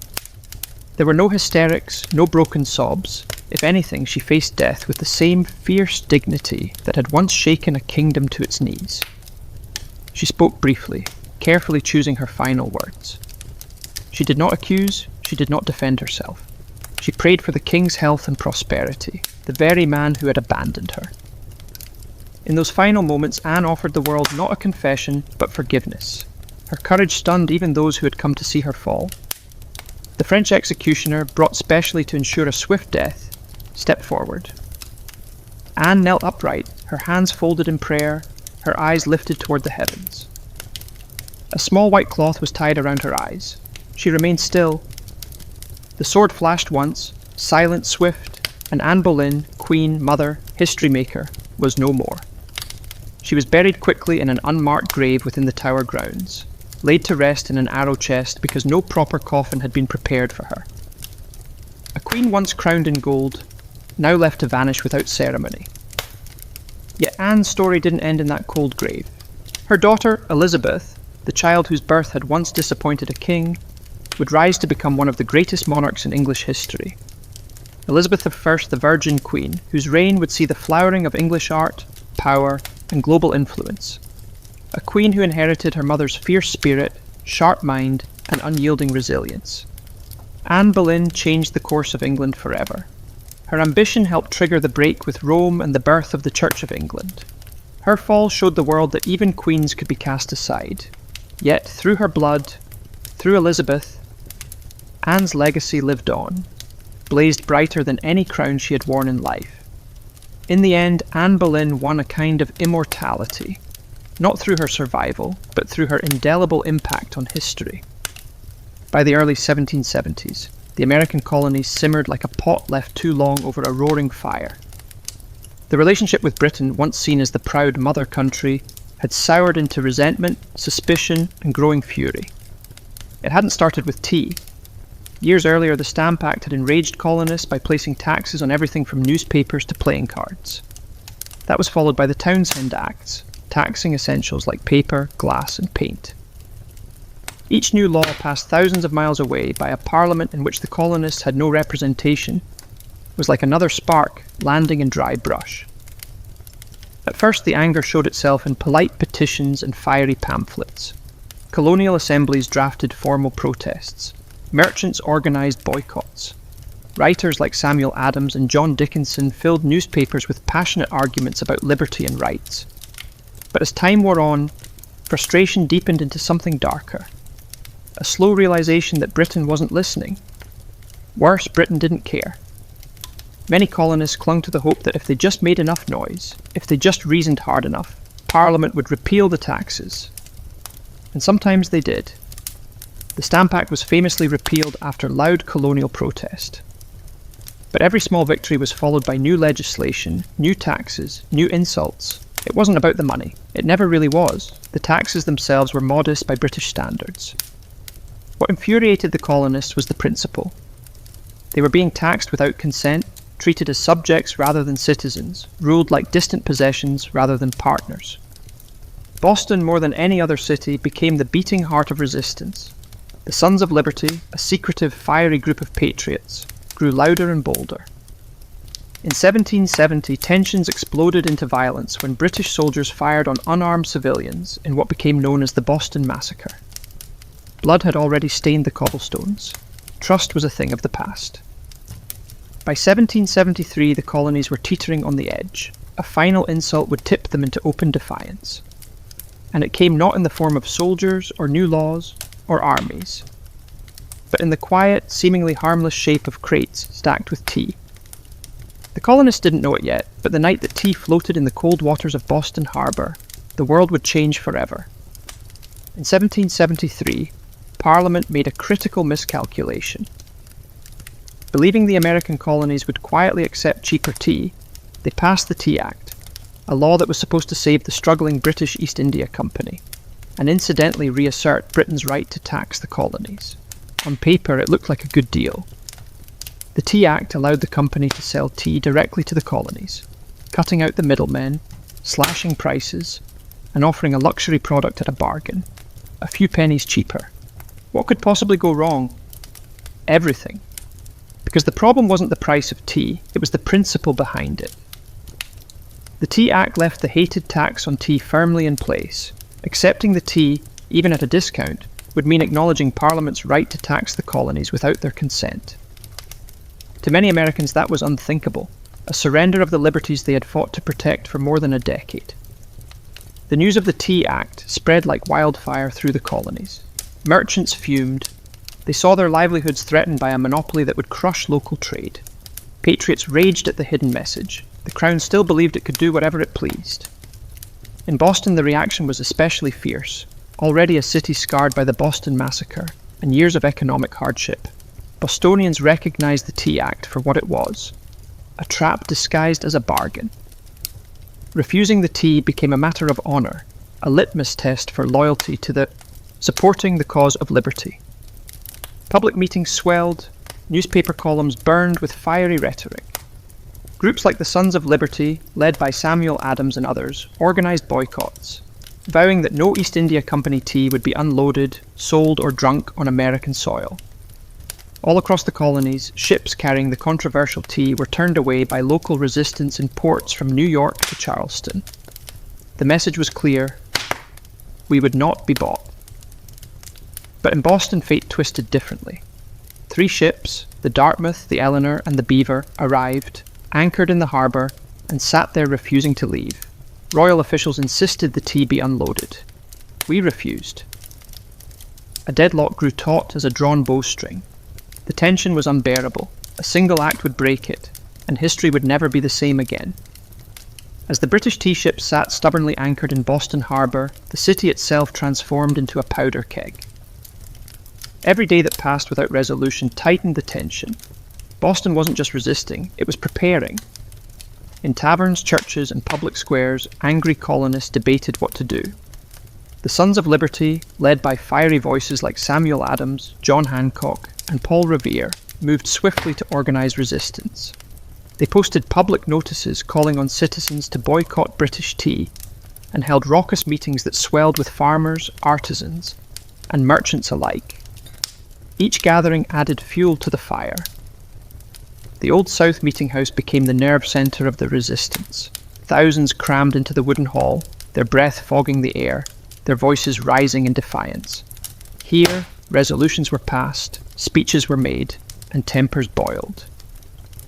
Each vote against the unloading of tea was another hammer blow against British authority. But while the people of Boston stood united, the clock was ticking. British law demanded that imported goods like tea be unloaded and the tax paid within 20 days. If the ships remained after the deadline, customs officials would seize the cargo and the tax would be collected by force. The Sons of Liberty understood that once the tax was paid, even under protest, the principle would be lost. It wasn't just about the tea anymore, it was about whether we would accept being treated as subjects without rights, or whether we would stand and fight for our future. Meanwhile, the Royal Governor of Massachusetts, Thomas Hutchinson, dug in his heels. He refused to let the tea ships leave without unloading their cargo, demanding that the law be obeyed, colonial outrage be damned. To him, backing down meant admitting that mobs, not monarchs, ruled the colonies. Boston's standoff became a spectacle. Every man, woman, and child knew that something was coming. You could feel it in the air, that cold, sharp sense before a storm when the world holds its breath. All it would take was one spark to ignite an explosion. And somewhere among the crowded streets and crowded hearts of Boston, a decision was quietly taking shape. A plan that would echo across oceans and empires. December 16th, 1773 dawned grey and cold over Boston, a city balanced on the edge of history. For nearly 3 weeks, the tea ships had sat in the harbour like ticking bombs. Now the final deadline had arrived. According to British law, the tea had to be unloaded and the tax paid within 20 days of a ship's arrival. If it wasn't, customs officials could seize the cargo, and British troops could be called in to enforce the law. Everyone knew it. Everyone knew what was at stake. If the tea came ashore, the principle was lost. If we allowed it even once, our cause, our claim to rights and liberty, would unravel. That morning, thousands of Bostonians and nearby colonists packed into the Old South Meeting House, the largest building in town. Some had walked miles through the icy countryside to be there. The meeting was so packed that men spilled out into the streets, straining to hear the fiery speeches echoing through the halls. Samuel Adams, the iron voice of rebellion, presided over the gathering. Speaker after speaker rose to denounce the Tea Act, to cry out against tyranny, to urge immediate action. But even among our defiance, uncertainty hung heavy. What could be done without sparking outright war? How could we stop the tea without opening the floodgates to brutal retaliation? As the afternoon wore on, riders galloped in with grim news. Governor Thomas Hutchinson remained unmoved. The ships would not be allowed to leave without unloading. The tea would be seized, the tax collected, the king's law enforced. The crowd buzzed with fury. The walls of the meeting house seemed to shudder with the force of it. Yet Samuel Adams stood calmly and spoke the words that signalled the end of debate. This meeting can do nothing more to save the country. A simple sentence, but we all knew what it meant. There would be no more petitions, no more compromises. Action would be taken. Outside, a war whoop cut through the gathering gloom. The signal. We disguised ourselves quickly, smearing soot on our faces, donning blankets and feathers in crude imitation of Mohawk warriors. It wasn't about fooling anyone, it was about creating a symbol, a message no one could mistake. The deadline had passed. Boston would answer, not with words, but with defiance. As twilight deepened over Boston on December 16th, 1773, the quiet streets began to stir. Figures moved through the shadows. Ordinary men cloaked in rough blankets, their faces blackened with soot, some adorned with feathers. We weren't trying to fool anyone into believing we were real Mohawks. Our disguise was symbolic. An act of shedding our old identities, of taking a stand as something new, something fierce. By the dozens we made our way to Griffin's Wharf, where the 3 tea ships, the Dartmouth, the Eleanor and the Beaver, lay anchored. The harbour water churned cold and dark beneath us, thick with the sharp bite of winter air. There was no shouting, no drunken chaos. This was not a riot. It was a mission carried out with calm, ruthless precision. Armed with hatchets and clubs, we swarmed the ships, overwhelming the few crew members still aboard. No harm came to the sailors. They were pushed aside, watched in silence as the operation began. We split open the wooden chests with practiced blows, the fragrant smell of fresh tea spilling into the cold night air. Others heaved the crates overboard, their heavy splashes echoing across the still waters of the harbour. Chest after chest, 342 in total, was broken and dumped, until the black water swirled with thousands of pounds of tea leaves. Spectators watched from the wharf, silent and awed. British guards stationed nearby made no move to intervene. Whether from confusion, sympathy, or fear of escalating violence remains unclear. Some accounts suggest that even among British loyalists, there was an understanding. Something had shifted, and there would be no stopping it tonight. The discipline was extraordinary. No cargo was stolen. No one raided the ships for valuables. Only the tea, the hated symbol of British oppression, was targeted. In our town, where hunger and hardship were daily realities, we could have easily turned the protest into an excuse for looting. We did not. When it was over, the harbour resembled a great swirling cauldron, filled with torn chests and soaking tea leaves. The smell of the sea mixed with the sharp tang of smashed tea, filling the night air with a strange, bittersweet scent. Our work was done silently. We disappeared into the night, vanishing into the alleys and back streets of Boston.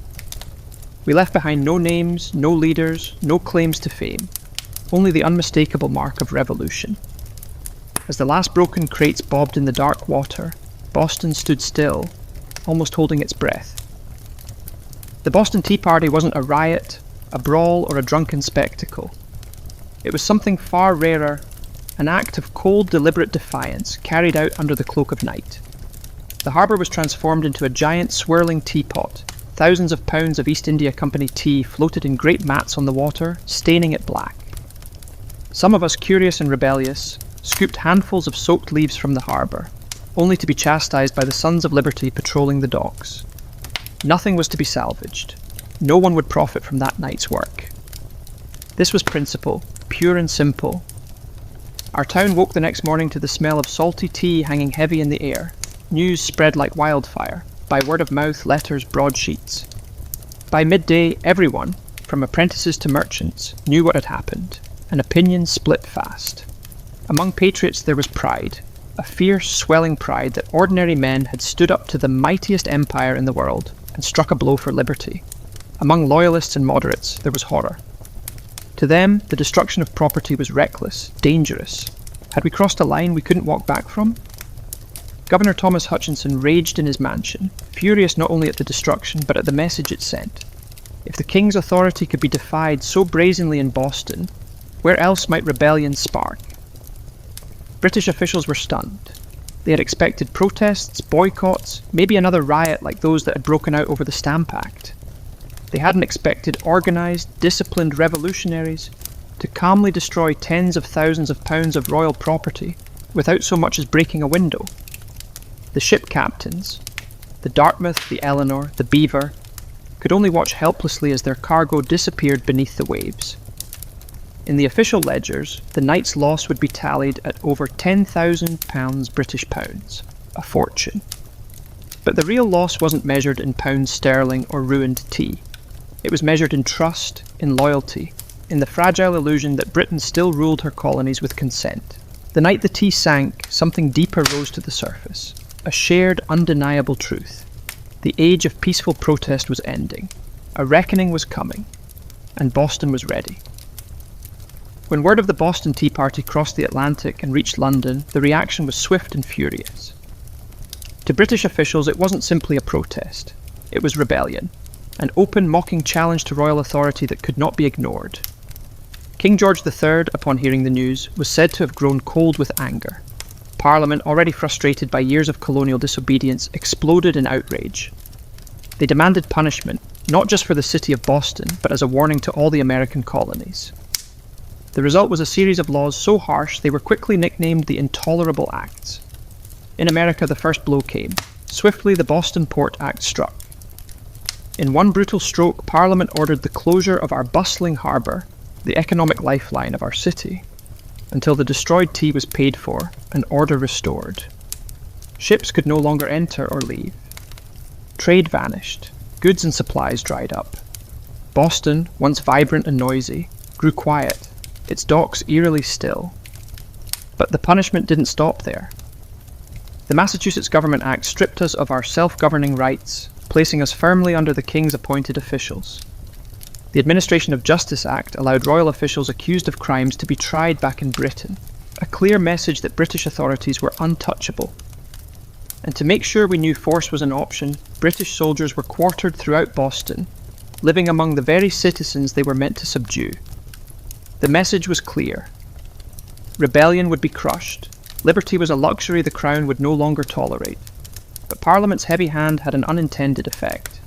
Instead of frightening the other colonies into submission, it outraged them. News of our suffering, of our port closed, our people starving under martial law, stirred deep sympathy and righteous anger throughout America. Wagon loads of food and supplies poured into Boston from neighbouring colonies. Letters of support, pledges of unity, and secret meetings began to weave the once fragmented colonies closer together. What had once been a Massachusetts problem was rapidly becoming an American one. In punishing us, Britain had hoped to make an example of Boston. Instead, they made us a symbol, a rallying cry for resistance. The flames of revolution, once flickering in isolated pockets, now began to blaze from colony to colony, and there would be no easy extinguishing them. The punishment of Boston sent shockwaves far beyond the rocky shores of Massachusetts. Across the 13 colonies, outrage turned into something far more dangerous for Britain: unity. For years we had acted like distant cousins, bickering and competing, separated by geography, religion, and trade rivalries. But when Parliament slammed our harbour shut and stripped us of self-governance, Americans across the continent realised, if it could happen to Boston, it could happen to anyone. From Virginia to Pennsylvania, South Carolina to New Hampshire, the response was swift. Colonists sent wagons full of food, supplies, and letters of solidarity to our suffering people. Town meetings buzzed with anger. Newspaper printers worked day and night to spread the news. The fight was no longer ours alone, it was everyone's. And so, in September 1774, something unprecedented happened. The First Continental Congress convened in Philadelphia. For the first time, representatives from 12 of the 13 colonies gathered under one roof to discuss a unified response. Men like George Washington, Patrick Henry, John Adams, and Samuel Adams, once merely regional figures, now stood together as architects of a movement growing larger by the day. Their goal, at least officially, was not yet full independence. Most still hoped for reconciliation, for a return to the old relationship of mutual respect under the British Crown. But beneath the polite debates and carefully worded petitions, a deeper understanding was taking root. We, the colonies, could no longer afford to stand separately. At the Congress, we agreed to a sweeping boycott of British goods. We pledged mutual support in the face of further British aggression, and we made it clear: any attack on one colony would be considered an attack on all. In taverns and meeting houses across the continent, ordinary people began using words that had once been whispered only in private: unity, resistance, liberty. In bringing the hammer down on Boston, Britain had imagined it would crush rebellion. Instead, it had welded us together into something far more dangerous, a people who, despite our differences, were beginning to think of ourselves not as scattered provinces, but as Americans. The winds of revolution were no longer just stirring, they were gathering into a storm, and it was too late for Britain to stop it. The night the tea sank into Boston Harbour, it wasn't just crates that were destroyed, it was the illusion that we could remain loyal subjects forever. The Boston Tea Party lit a spark that no king, no army, no distant parliament could ever snuff out. In the months that followed, that spark caught fire across the colonies. What had once been protests, boycotts, and polite petitions hardened into open resistance. Town militias began drilling openly, storehouses filled with powder and shot. Men who had once toasted King George III in taverns now whispered about revolution under the same roofs. Boston became a symbol of sacrifice, battered but unbowed. The more Britain tried to tighten its grip, the more we slipped through its fingers. Every ship that sailed past our closed, silent harbour was a silent reminder that tyranny had met its match in American defiance. When Parliament passed the Intolerable Acts, they intended to make an example out of Boston, to scare the other colonies into submission. Instead, they had created a martyr city, a rallying cry. From Georgia to New Hampshire, we realised that our fates were tied together. Resistance was no longer about tea. It was about survival, identity, freedom. By the spring of 1775, the tension reached a boiling point outside Boston, in the villages of Lexington and Concord. British troops, sent to confiscate colonial weapons, instead found armed farmers, ordinary men, ready to defend their rights with musket fire. The first shots of the American Revolution rang out, a direct line traced back to the moment when we chose principle over profit, and dumped a fortune's worth of tea into the harbour. The Boston Tea Party showed the world that revolution doesn't always announce itself with trumpets and banners. Sometimes it starts quietly, with a small group of determined people standing in the cold, choosing defiance over fear.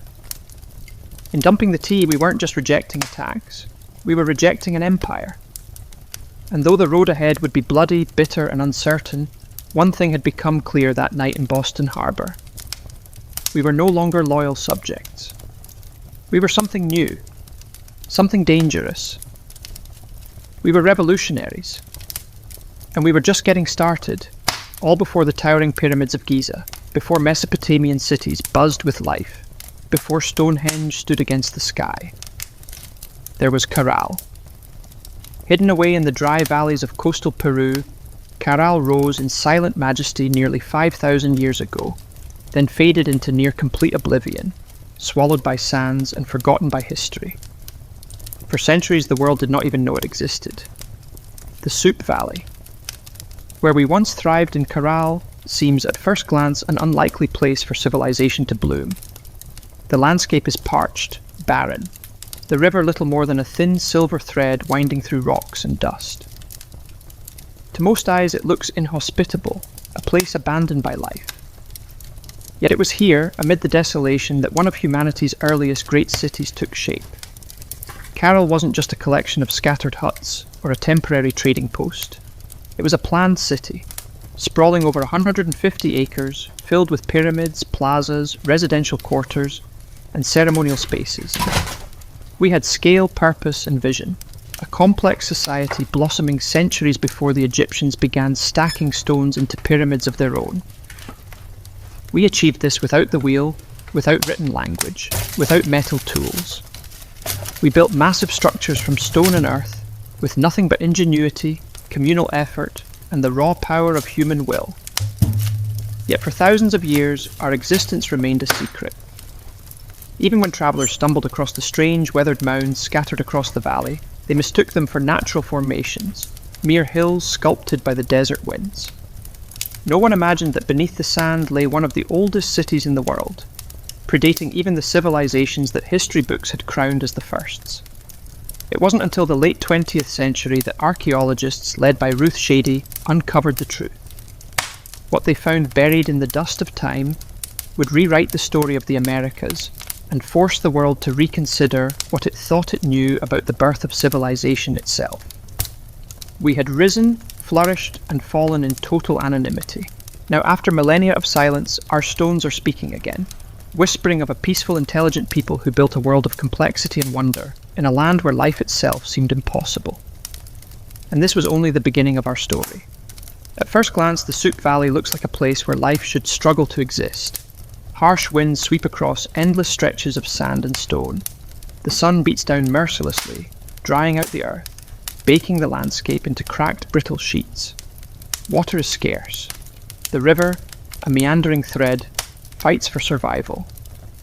To the untrained eye, it is a wasteland, barren, empty, forgotten by the gods. But we saw something different. We did not see a desert to be feared. We saw a canvas to be shaped. We recognized the river, however modest, as the lifeblood of possibility. And so, with patience, ingenuity, and sheer determination, we turned this unforgiving place into a thriving oasis of life and culture. Our first victory was agriculture.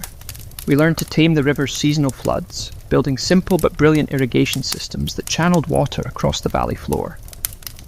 Where others saw sand and dust, we coaxed green shoots of hope. Cotton, beans, squash, guava, sweet potatoes. Cotton in particular became our treasure.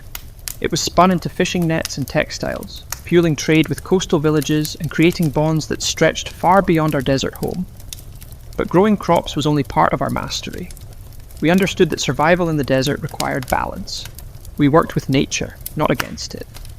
We built our homes and plazas from stone and earth, designed to withstand both scorching heat and the rare punishing rains that occasionally swept through the valley. We studied the stars and seasons, planning our harvests with the precision of master astronomers. Trade became the veins and arteries of our economy.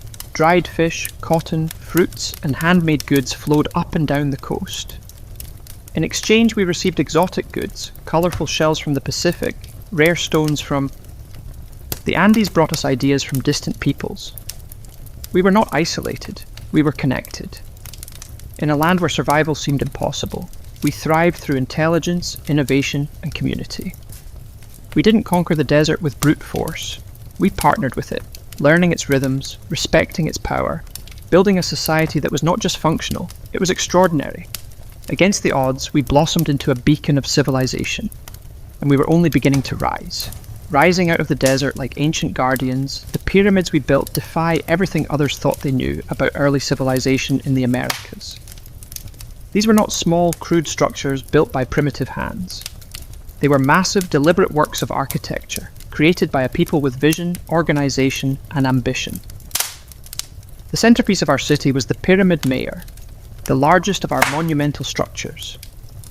It stretched more than 450 feet in length and towered nearly 60 feet above the desert floor. It was a feat of engineering on par with the early wonders of the ancient world. Built from stone, mud, and woven reed bags filled with rocks, the pyramid was designed not just to endure the harsh climate, but to withstand the punishing earthquakes that occasionally rattled the region. And endure it did, standing silent against wind and time for nearly 5 millennia. But our pyramids were not tombs. Unlike the massive burial complexes of Egypt, our pyramids served a different purpose. They were centers of ceremony, power, and public life. Temples and gathering spaces crowned their summits, accessible by broad, elegant staircases.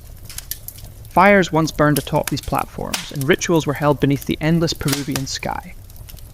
At the foot of the pyramids, vast plazas opened up, sunken and circular, inviting thousands to gather for religious ceremonies, political meetings, and communal celebrations. The very design of our cityscape suggested a society that prized community and order, a people deeply connected to one another and to the cosmos.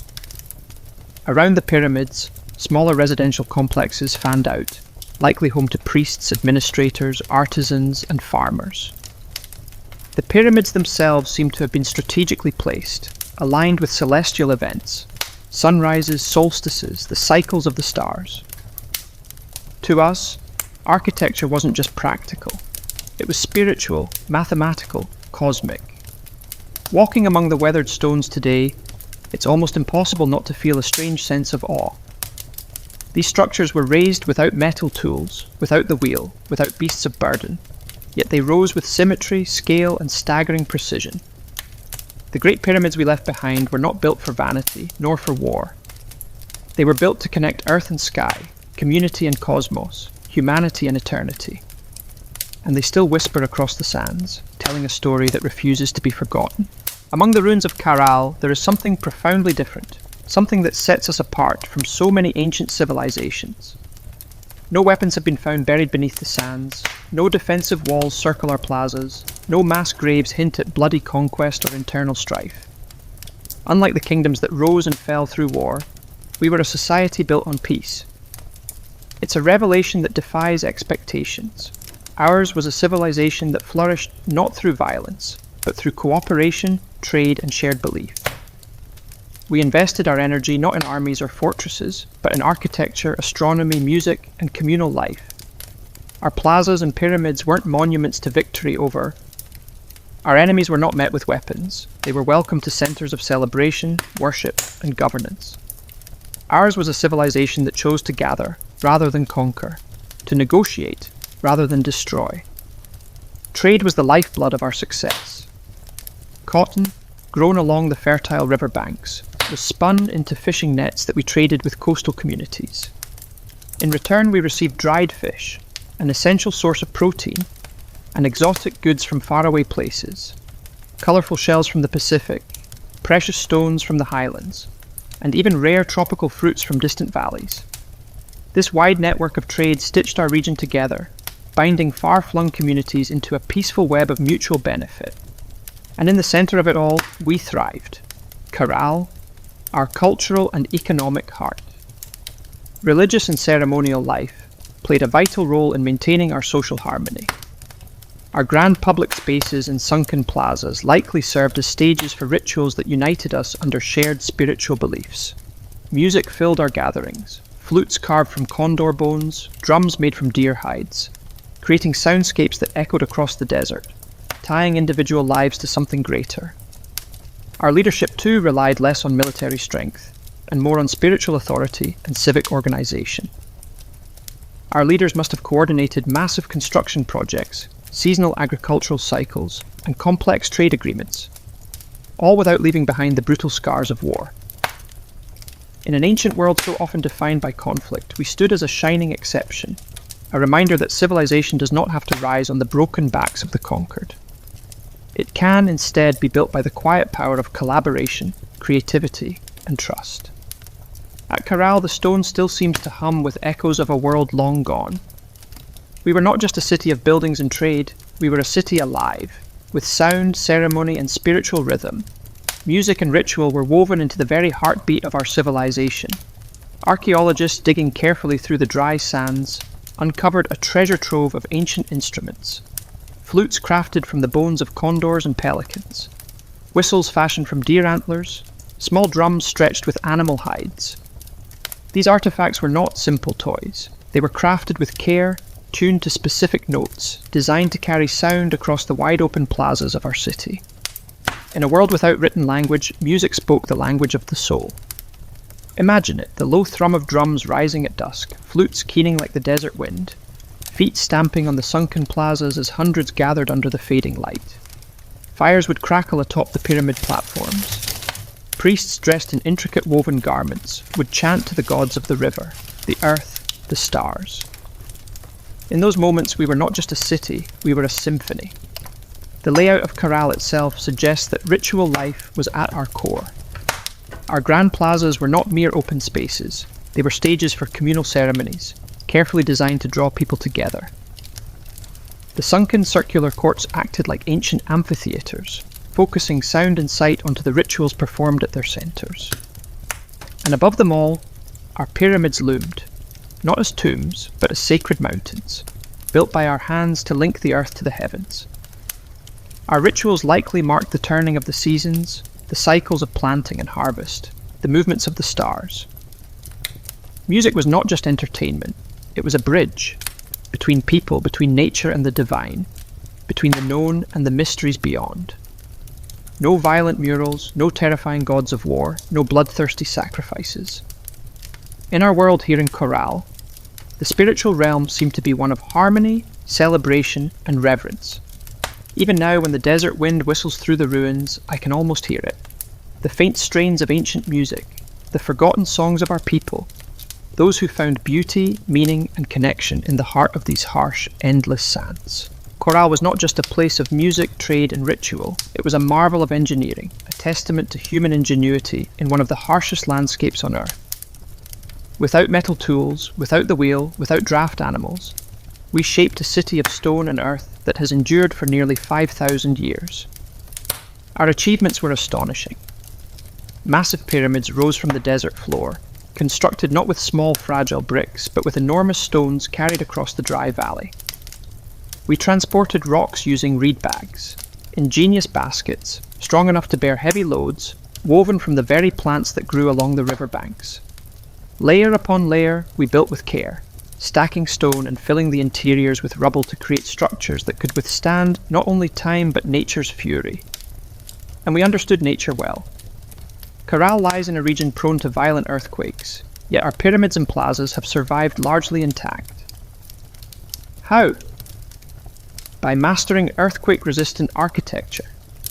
We used flexible construction techniques, layered fills, wide foundations, and rounded corners that allowed our monuments to absorb and dissipate seismic energy. This was engineering born not from textbooks, but from an intimate knowledge of the earth itself. Water management was another silent triumph. Despite living in a desert, we developed sophisticated irrigation systems, channels and canals that carefully guided river water to our agricultural fields, allowing crops to flourish even during dry seasons. No water was wasted. Every drop mattered. The layout of Corral itself reflected brilliant urban planning, major structures aligned with key astronomical points, suggesting a deep understanding of the solar cycles. Our sunken plazas, with their precise geometry, were more than gathering places. They were instruments for tracking the heavens, tools that allowed priests and astronomers among us to predict the seasons, which were crucial for survival. Even the organization of the city spoke of a complex society. Residential zones, administrative areas, ceremonial centers, all arranged in harmony, balancing communal life with sacred space. We built not just for the moment, but for generations. Today, as modern engineers marvel at Corral's resilience, they are reminded that greatness is not measured by technology alone. Sometimes the deepest wisdom lies in understanding the forces of nature, in working with the land, not against it.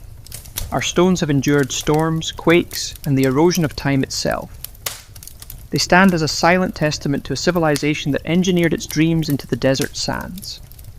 For centuries, the city of Corral flourished, a beacon of peace, music, trade, and architectural mastery in the desert. And then quietly, almost without a trace, we left. No fires marked our fall. No signs of conquest scarred our walls. No mass graves or shattered monuments told a story of sudden disaster. Instead, we simply faded. Our plazas emptied, our pyramids left to the drifting sands, our flutes and drums silenced by time. Why did we leave? That question still lingers, like a ghost across the Supa Valley. Some scholars believe that environmental change struck the final blow. Evidence suggests that a long period of drought may have crippled our agriculture. Without the river's life-giving waters, the fields would have withered. Trade networks, dependent on surplus cotton and food, would have faltered.